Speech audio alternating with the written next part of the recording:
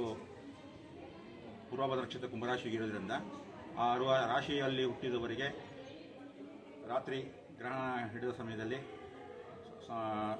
ಸ್ವತಃ ಸ್ನಾನ ಮಾಡಿ ದೇವರ ಪ್ರಾರ್ಥನೆ ಮಾಡಿ ದೇವರಿಗೆ ನಮಸ್ಕಾರ ಮಾಡಿ ಮಾರನೇ ಬೆಳಗ್ಗೆ ಅಕ್ಕಿ ಮತ್ತು ತಾಂಬೂಲ ಸಮೇತ ಯಾರ ದೇವಾಲಯಕ್ಕೆ ಅಥವಾ ದಾನ ಮಾಡೋದ್ರಿಂದ ಅವರಿಗೆ ಶ್ರೇಯಸ್ಕರವಾಗುತ್ತೆ ಮತ್ತು ಅವರ ಪಾಪಗಳು ಕಡೆಯುತ್ತೆ ಅಂತ ನಮ್ಮ ಪುರಾಣ ಹೇಳುತ್ತೆ.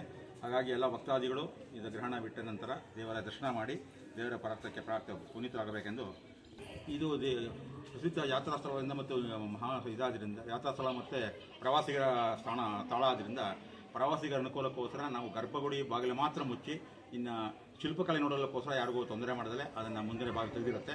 ಶಿಲ್ಪಕಲೆ ನೋಡಿಕೊಂಡು ಅವರ ಮಾರ್ಗದರ್ಶನ ನೋಡಿಕೊಂಡು ಹೋಗ್ಬೋದು. ದೇವರ ದರ್ಶನ ಮಾತ್ರ 3:30ಗೆ ಮುಗಿಸಿದ್ರೆ ಮತ್ತೆ ಮಾರನೇ ದಿನ ಬೆಳಗ್ಗೆ ನಿತ್ಯ ಪೂಜೆ ಇವೆಲ್ಲ ಆದ ನಂತರ ದೇವರ ದರ್ಶನವಿರುತ್ತೆ. ಇದಕ್ಕಾಗಿ ಈ ಮೂಲಕ ದೇವರ ಆಡಳಿತ ಮಂಡಳಿ ಮತ್ತು ದೇವಾಲಯ ಪ್ರತಿಯಿಂದ ನಾವು ಪ್ರಾರ್ಥನೆ ಮಾಡ್ತಾ ಇದ್ದೀವಿ. ನಾವು ಬಿ ಎಸ್ ಶ್ರೀನಿವಾಸ ಭಟ್ರು, ಪ್ರಧಾನ ಅರ್ಚಕರು.